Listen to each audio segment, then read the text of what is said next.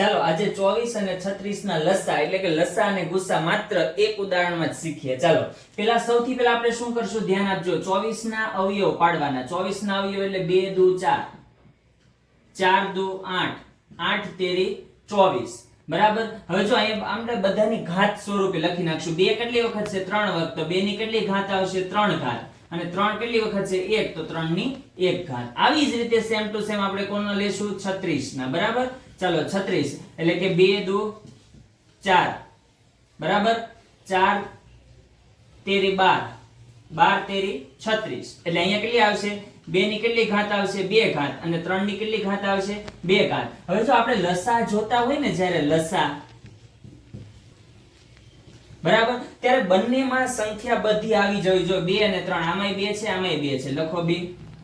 આમાંય 3, આમાંય 3. લખી નાખો 3. લસામાં સૌથી મોટી ઘાત લેવાની. ચાલો 2 માં સૌથી મોટી ઘાત કઈ છે? તો કે 3. અને 3 માં સૌથી મોટી ઘાત કઈ છે? તો કે 2. બરાબર. ચાલો 2 નો ઘન 8, 2 નો વર્ગ 9, 8 9 72. તમારો લસા તમને જો જલ્દી મળી ગયો. હવે આવી રીતે આપણે શું જોવાનો છે? ગુસ્સા. ચાલો જોઈએ. ચાલો ગુસ્સામાં સેમ ટુ સેમ બંનેમાં હોય એવી સંખ્યા બધી લખી નાખો. કોમન સંખ્યા લખવાની 2 અને 3. જો બંનેમાં છે 2 અને 3, ઓકે. પણ હવે આમાં ઘાત કેવી લખવાની છે? નાની. તો નાની ઘાતમાં 2 ની સૌથી નાની ઘાત કઈ? 2. અને 3 ની સૌથી નાની ઘાત કઈ? 1. 2 નો વર્ગ કેટલો થાય? 4. 3 નો વર્ગ 3 ની 1 ઘાત એટલે 3. 3 ચોક 12. આ તમારો શું મળ્યો? ગુસ્સા. અને ઉપર તમને શું મળે છે? લસા.